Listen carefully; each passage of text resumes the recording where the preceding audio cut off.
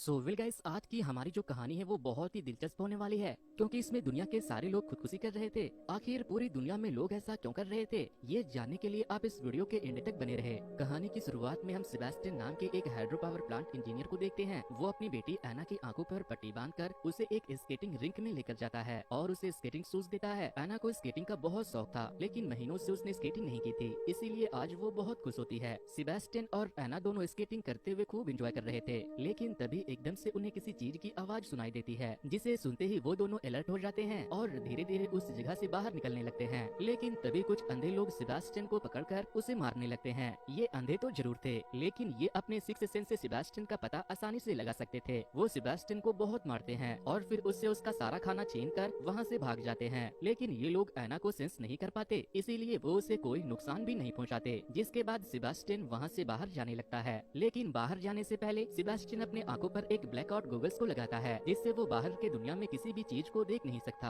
और ठीक वैसे ही एक गॉगल्स एना भी अपने आंखों पर लगाती है। वो लोग जब स्केटिंग रिंक से बाहर निकलने लगते हैं तो हम पूरे शहर में तबाही का मंजर देखते हैं, जहाँ पूरी दुनिया के सभी लोगों ने खुदकुशी कर लिया था। दरअसल पूरे शहर में कोई ऐसी एनर्जी घूम रही थी जिसे देखते ही लोग खुदकुशी कर ले रहे थे। इसीलिए सेबेस्टियन और उसकी बेटी एना ने अपने आंखों पर गॉगल्स लगाया हुआ था। सेबेस्टियन और एना की तरह ही बहुत सारे लोग अब उस एनर्जी से बचने के लिए अंडरग्राउंड हो गए थे, और जब उन्हें जरूरत पड़ती थी तो वो अपने आंखों पर पट्टी बांधकर बाहर आते थे, ताकि वो उस एनर्जी के आंखों में ना देख ले। लेकिन वो एनर्जी कुछ लोगों के दिमाग के साथ खेलकर उसे अपने आंखों से पट्टियों को हटाने के लिए मजबूर भी कर देता था। सेबेस्टियन इसी तरह गॉगल्स पहनकर आगे बढ़ रहा था, तभी उसे कुछ लोगों की आवाज सुनाई देती है। इसीलिए वो एना से कहता है कि तुम्हें जाकर चुपना होगा, और जब तक हमें ये पता न चल जाए कि वो अच्छे लोग हैं तब तक तुम बाहर मत आना। इसके बाद सेबेस्टियन उन लोगों के पास जाकर उनसे कहता है कि मैंने 2 दिनों से कुछ नहीं खाया है और मैं अपने ठिकाने का रास्ता भी भूल गया हूँ, क्या तुम मुझे अपने साथ ले चलोगे? लेकिन वो लोग उसे अपने साथ ले जाने से मना कर रहे थे। फिर वो उनसे कहता है कि मैं एक इंजीनियर हूँ, मैं जहाँ पर काम करता था वहाँ पर जनरेटर है, अगर तुम मुझे अपने साथ ले चलोगे तो मैं तुम्हें जनरेटर तक पहुँचा सकता हूँ, ताकि हमें गर्मी और रोशनी मिल सके। तभी उन्हें वहाँ पर उस एनर्जी के आने का एहसास होने लगता है, इसीलिए वो लोग सेबेस्टियन को भी अपने साथ आने के लिए कहते हैं। उन लोगों ने आने जाने के लिए अपने शेल्टर तक एक रस्सी बांध रखी थी, ताकि वो रास्ता ना भूल जाए। उन लोगों ने जिस जगह पर अपना ठिकाना बनाया था वो एक बहुत बड़ी बस मैन्युफैक्चरिंग कंपनी थी, जहाँ पर वो एनर्जी नहीं पहुँच सकती थी।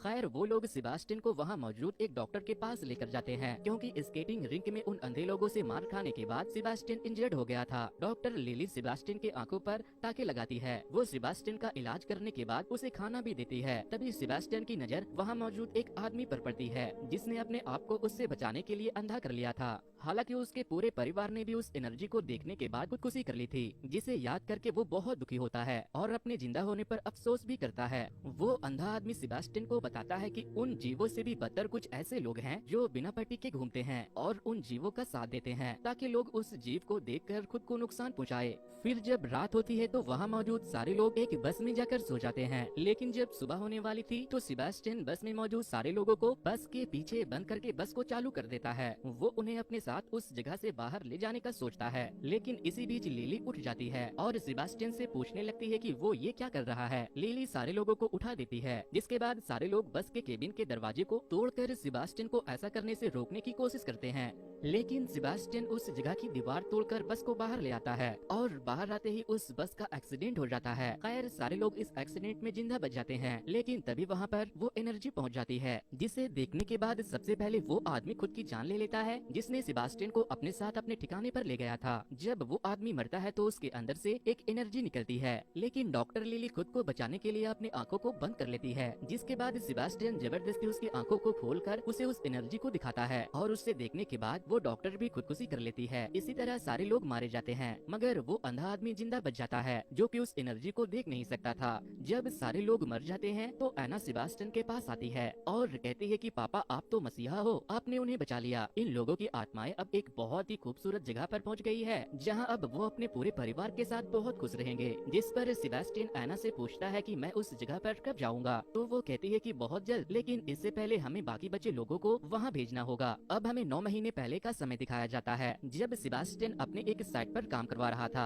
तभी उसका एक एम्प्लॉय उसे कॉल करके बताता है कि हमारे बहुत सारे वर्कर ने एक टरबाइन के अंदर कूदकर खुदकुशी कर लिया है। जिसके बाद सेबास्टियन वहाँ से अपनी कार लेकर अपने ऑफिस चला जाता है। वहाँ पहुँचते ही सेबास्टियन की बीवी लौरा उसे कॉल करके उसे टीवी देखने को कहती है। सेबास्टियन जब टीवी ऑन करता है तो उसे पता चलता है कि शहर के सारे लोग खुदकुशी कर रहे हैं, जिसके पीछे की वजह कोई नहीं जानता। तभी सेबास्टियन के बॉस भी सुसाइड कर लेते हैं। जिसके बाद सेबास्टियन फौरन वहाँ से भागते हुए अपनी बेटी के स्कूल उसे लेने के लिए निकल जाता है। लेकिन वो जिस मेट्रो से वहाँ जाने वाला था, वो जैसे स्टेशन पर पहुँचता है, स्टेशन पर खड़े सारे पैसेंजर ट्रैक पर कूदकर सुसाइड कर लेते हैं। जिसके बाद सेबास्टियन वहाँ से पैदल ही एना के स्कूल की तरफ निकल जाता है। लेकिन जब वो स्कूल पहुँचता है तो वो देखता है कि एना के टीचर ने भी खुदकुशी कर लिया है। खैर सेबास्टियन एना को अपने साथ लेकर वहाँ से जाने लगता है। लेकिन रास्ते में उसे फादर मिल जाते हैं, जो उससे पूछते हैं कि तुम कहाँ जा रहे हो, क्या तुम उसे देखना नहीं चाहते? जिस पर सेबास्टियन पूछता है कि ये तुम क्या कह रहे हो? फादर कहते हैं कि मैं उसकी बात कर रहा हूँ जिसका इंतजार मैंने बचपन से किया है। हम नीच इंसानों की इतनी भी औकात नहीं है कि हम ईश्वर के आंखों में आंखें मिला सके, लेकिन अब जब ईश्वर के दूत हमारी धरती पर आए हैं तो हम इंसानों के लिए इससे बढ़कर और क्या हो सकता है। इतना कहकर फादर भी वहाँ से चले जाते हैं। और फादर के जाने के बाद सेबास्टियन अपनी बेटी को एक पेंडेंट देता है और उससे कहता है कि चाहे कुछ भी हो जाए, इस पर से अपना ध्यान मत हटाना। और फिर एना को अपनी कोट उड़ाकर उस जगह से बाहर लेकर चला जाता है जहाँ लौरा यानी सेबास्टियन की वाइफ कार लेकर उन दोनों को वहाँ से ले जाने आई थी। लेकिन तभी एक कार लौरा को टक्कर मार देती है, जिससे लौरा का वहीं पर काम तमाम हो जाता है। अब हमें वापस से प्रेजेंट का सीन दिखाया जाता है। सेबास्टियन एना के साथ शहर में जिंदा बचे हुए लोगों को ढूंढ रहा था। तभी उसे कुछ लोग दिखाई देते हैं। वो उन्हें देखते ही अपनी आंखों पर ब्लैकआउट गॉगल्स लगाकर उनके तरफ बढ़ने लगता है। लेकिन तभी उनका पेट डॉग सेबास्टियन के ऊपर हमला कर देता है। जिसके बाद वो लोग सेबास्टियन से उसके बारे में पूछते हैं तो वो कहता है कि मैं एक इंजीनियर हूँ, मैं रास्ता भटक गया हूँ, अगर तुम मुझे अपने साथ ले चलोगे तो मैं तुम्हें जनरेटर के बारे में बता सकता हूँ। तभी वहाँ पर वो एनर्जी आने लगती है। जिसके बाद वो लोग उसे अपने साथ अपने ठिकाने पर लेकर जाते हैं, जो कि एक बॉम्ब शेल्टर था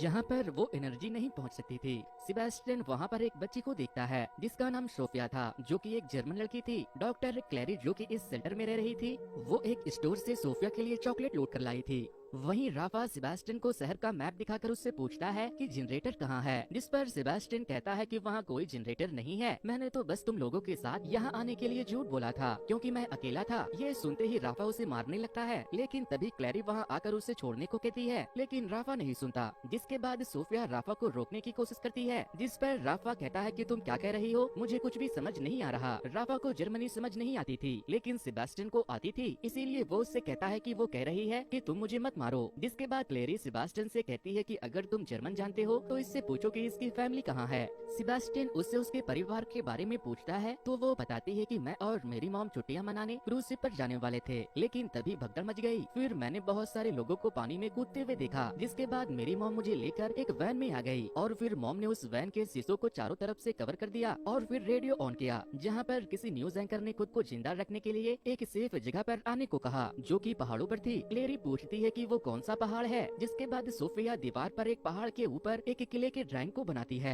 फिर क्लेरी उससे पूछती है कि हम उस पहाड़ तक कैसे पहुंच सकते हैं। जिसके बाद सोफिया उस पहाड़ से लगे एक केबल कार को बनाती है, जिसे देखकर इजाबेल जो अपने पति रॉबर्टो के साथ वहाँ पर थी, वो समझ जाती है कि ये मोनियाक के पहाड़ों के बारे में बात कर रही है। फिर क्लेरी उससे पूछती है कि तुम उस पहाड़ पर क्यों नहीं गई, तो वो बताती है कि मेरी मॉम मेरे और अपने आंखों पर पट्टी बांधकर उस पहाड़ की तरफ बढ़ रही थी, लेकिन रास्ते में चलते वक्त बहुत सारे लोग हमसे टकराने लगे, जिससे कि मैं गिरकर अपनी मॉम से अलग हो गई। जिसके बाद राफा कहता है कि हमें भी उस जगह पर जाना चाहिए। वैसे राफा एक डॉग ट्रेनर था। सेबास्टियन भी राफा की बात पर एग्री करता है, लेकिन तभी रॉबर्टो कहता है कि मोनियाक यहाँ से बहुत दूर है, अगर हमने वहाँ जाने का सोचा भी तो हमारी मौत पक्की है, इसीलिए हमें यहीं रहना चाहिए। जिस पर सेबास्टियन कहता है कि एक न एक दिन हमारा खाना खत्म हो जाएगा और हम सब वैसे भी मर जाएंगे, जिंदा रहने के लिए हमें यहाँ से बाहर निकलना ही होगा। जिसके बाद क्लेरी कहती है कि ये ठीक कह रहा है, हम इंसान हैं, आखिर इस तरह से यहाँ पर कितने दिनों तक रह पाएंगे। जिसके बाद वो लोग वहाँ से बाहर निकलने के लिए तैयार होने लगते हैं। राफा अपने डॉग के आँख पर पट्टी बांध देता है और फिर वो लोग वहाँ से पहाड़ी की तरफ जाने के लिए निकल जाते हैं। लेकिन रात होने पर वो लोग एक जगह पर रुकने का फैसला करते हैं और जब सब सो रहे थे तो सेबास्टियन राफा के डॉग्स की रस्सियाँ आधी से ज्यादा काट देता है। नेक्स्ट डे जब वो लोग वापस से पहाड़ी की तरफ जाने के लिए निकलते हैं तो हम एना को भी सेबास्टियन के साथ देखते हैं। एना सेबास्टियन से कहती है कि वो आ गए। जिसके बाद सेबास्टियन अपने आंखों पर से गॉगल्स हटा देता है और तभी राफा के डॉग्स भौंकने लगते हैं। इस दौरान सभी लोगों को उनके परिवार वालों की आवाज सुनाई देती है जो उनसे कह रही थी कि अपने आंखों से पट्टी हटाकर देखो, हम आ गए हैं। तभी कुत्तों की रस्सियां टूट जाती है और वो कुत्ते वहाँ से भागने लगते हैं। राफा अपने कुत्तों को ढूंढते हुए उनके पीछे जाता है। वहीं सोफिया को उसकी मॉम की आवाज सुनाई दे रही थी, इसीलिए वो अपने आंखों की पट्टियों को हटाने वाली थी, लेकिन तभी ऑक्टेविया उसे आकर पकड़ लेता है। वहीं राफा को ऐसा लगता है कि शायद कोई उसके डॉग को मार रहा है, इसीलिए वो अपनी आंखों से जैसे ही पट्टी को हटाता है उसे वो एनर्जी दिख जाती है, जिसे देखते ही वो सुसाइड कर लेता है और फिर उसके कुत्ते भी उस एनर्जी को देखकर भौंकने लगते हैं। जिसके बाद रॉबर्टो कुत्तों को अपने पास लाने की कोशिश करता है, लेकिन वो उसे काट लेते हैं। जिसके बाद ऑक्टेविया जल्दी जल्दी सबको एक घर में छुपने के लिए अंदर बुला लेता है। सेबास्टियन भी उन लोगों के साथ अंदर चला जाता है। क्लैरी और बाकी के लोग भी राफा के मरने के बाद बहुत ज्यादा डर जाते हैं। ऑक्टेविया सबसे कहता है कि वो जो कुछ भी है उसे हमारी कमजोरी का पता है, इसीलिए वो हमारे दिमाग के साथ खेलकर हमारी पट्टियां उतारने के लिए मजबूर कर रहा है। सोफिया भी बहुत डरी हुई थी, इसीलिए सेबास्टियन उसे एना का वो पेंडेंट दे देता है और उसे उस पर भरोसा करने को कहता है। थोड़ी देर के बाद एना सेबास्टियन से मिलने के लिए आती है और उससे कहती है कि वो पेंडेंट मेरा था, आपने उसे क्यों दे दिया, वो आपकी बेटी नहीं सिर्फ एक रूह है। तभी वहाँ पर क्लैरी आ जाती है और उसके आते ही एना वहाँ से गायब हो जाती है। क्लैरी सेबास्टियन से कहती है कि वो चीज हमारे अपनों की तरह बिहेव करती है और हमारे अपने की तरह बात करती है। तभी एना सेबास्टियन से कहती है कि इसके बातों पर ध्यान मत दो, ये आपके ईश्वर के प्रति भरोसे को तोड़ना चाहती है। लेकिन सेबास्टियन के अलावा एना को कोई और देख और सुन नहीं सकता था। तभी रॉबर्टो की तबीयत बिगड़ने लगती है क्योंकि उसके शरीर में कुत्ते के काटने के बाद इन्फेक्शन बढ़ गया था, इसीलिए सारे लोग उस घर में रॉबर्टो के लिए मेडिसिन ढूंढने के लिए जाते हैं। वो सारे लोग अपने अपने आंखों पर पट्टी लगाकर घर के अलग अलग हिस्सों में मेडिसिन ढूंढने लगते हैं। तभी सेबास्टियन ऑक्टेविया से कहता है कि मुझे कुछ मिला है, यहाँ तुम अपनी पट्टी उतार सकते हो। लेकिन ऑक्टेविया जैसे ही अपनी पट्टी उतारता है वो उस एनर्जी को देखने के बाद खुद को स्टैप करके मार देता है क्योंकि उस कमरे की खिड़की खुली रह गई थी। जिसके बाद सेबास्टियन चिल्लाने लगता है। उसके चिल्लाने की आवाज सुनकर क्लैरी वहाँ आती है तो उसे अपने भाई की आवाज सुनाई देती है जो उसे पट्टी हटाने को कह रही थी, लेकिन क्लैरी वहाँ से जाने लगती है। तभी एना सेबास्टियन से क्लैरी की पट्टी हटाने को कहती है, लेकिन सेबास्टियन ऐसा नहीं करता। नेक्स्ट डे वो सारे लोग वापस से पहाड़ी की तरफ जाने लगते हैं। तभी वहाँ पर कुछ लोग उन्हें देख लेते हैं, इसीलिए उन्हें वहाँ से भागना पड़ जाता है। लेकिन भागते वक्त रॉबर्टो वहीं गिर जाता है। उसकी बीवी अमेलिया उसे उठाने लगती है तो वो कहता है कि अब मेरा वक्त आ गया है। वहीं सेबास्टियन इस बार क्लैरी और सोफिया को खींचकर एक बिल्डिंग में लेकर चला जाता है। जिसके बाद क्लैरी को सेबास्टियन के ऊपर शक होने लगता है क्योंकि वो बिना कुत्तों और रस्सियों के बड़े ही कॉन्फिडेंस के साथ उन्हें वहाँ ले आया था, इसीलिए वो उसके गूगल्स को चेक करती है तो उससे पता चलता है कि वो उसके आर पार देख सकता था। क्लैरी उसके ऊपर बहुत गुस्सा करने लगती है और कहती है कि आखिर तुम हम सबको मारना क्यों चाहते हो। जिस पर वो कहता है नहीं ऐसा नहीं है, क्या तुमने देखा नहीं अभी मैंने तुम्हारी जान बचाई थी। इस दौरान एना बार बार सेबास्टियन को दरवाजा खोलने को कह रही थी, इसीलिए वो एना के ऊपर चिल्लाने लगता है। वहीं रॉबर्टो और अमेलिया एक दूसरे के पट्टी को हटाकर उस एनर्जी को देखने के बाद खुदकुशी कर लेते हैं। क्लैरी सोफिया को लेकर सेबास्टियन से बचने के लिए उस बिल्डिंग के छत पर भाग जाती है, लेकिन आंखों पर पट्टी बंधे होने की वजह से गलती से क्लैरी बिल्डिंग के एक फ्लोर नीचे गिर जाती है। खैर उसे कोई भी इंजरी नहीं होती। जिसके बाद सेबास्टियन सोफिया के पास आता है। तभी एना भी वहाँ आती है और वो सेबास्टियन से सोफिया के पट्टी को हटाने को कहती है, लेकिन जब सेबास्टियन सोफिया की आंखों से पट्टी हटाने लगता है तो उसे एना के सर से खून बहते हुए दिखता है। जिसके बाद वो सोफिया की पट्टी हटाने से मना कर देता है और फिर सोफिया को गले लगाकर उससे माफी मांगने लगता है। अब हमें पास्ट का एक सीन दिखाया जाता है जहाँ फादर और उसके लोग सेबास्टियन और आना को बंदी बना लेते हैं और फिर फादर एना के सर पर एक आंख को बनाकर उसकी आंख खोल देते हैं। जिसके बाद एना सुसाइड कर लेती है और उसके बाद जो एना सेबास्टियन के साथ थी वो एना की आत्मा थी जो फादर के कहने पर सेबास्टियन से लोगों की आंखों पर से पट्टी को हटवा रही थी और उससे ये कह रही थी कि वो उनकी आत्माओं को आजाद कर रहा है। अब हमें वापस से प्रेजेंट टाइम का सीन दिखाया जाता है। सेबास्टियन क्लैरी और सोफिया को अपने साथ बिल्डिंग के अंदर लेकर जाता है और उनसे माफी मांगते हुए बताता है कि उन लोगों ने मेरी बेटी का इस्तेमाल करके मेरे द्वारा बहुत सारे छुपे हुए लोगों की जान ली, लेकिन अब मैं समझ गया हूँ कि वो भगवान के दूत नहीं है क्योंकि उन्हीं लोगों ने मेरी बेटी एना को मारा है, इसीलिए अब मुझे तुम्हारी मदद करने दो। तभी वहाँ पर फादर के कुछ लोग आ जाते हैं, इसीलिए सेबास्टियन उन्हें अपने साथ एक कार में बैठाकर वहाँ से पहाड़ी की तरफ निकल जाता है। जिसके बाद फादर और उसके लोग उन लोगों का पीछा करने लगते हैं। सेबास्टियन सोफिया और क्लैरी को लेकर सीधे केबल कार के पास पहुँच जाता है और अपनी कार को सीधे केबल कार के एंट्रेंस पर पार्क करके उसके पेट्रोल टैंक में आग लगा देता है, जिससे कि फादर के बहुत सारे आदमी मारे जाते हैं। जिसके बाद सेबास्टियन क्लैरी से कहता है कि तुम सोफिया को यहाँ से लेकर चले जाओ, मुझे इन लोगों को रोकना होगा। क्लैरी सोफिया को लेकर केबल कार की तरफ जाने लगती है और सेबास्टियन फादर को सोफिया और क्लैरी के पीछे जाने से रोकने लगता है। इधर क्लैरी को सही सलामत केबल कार तक पहुँचना था, इसीलिए वो अपने आंखों की पट्टी निकालकर स्टेशन पर पहुँच जाती है और फिर वहाँ पर मौजूद एक घंटे को बजाने लगती है, जिससे कि वो केबल कार ऑन हो जाता है और क्लेरी वापस से अपने पति को अपनी आंखों पर बांध लेती है।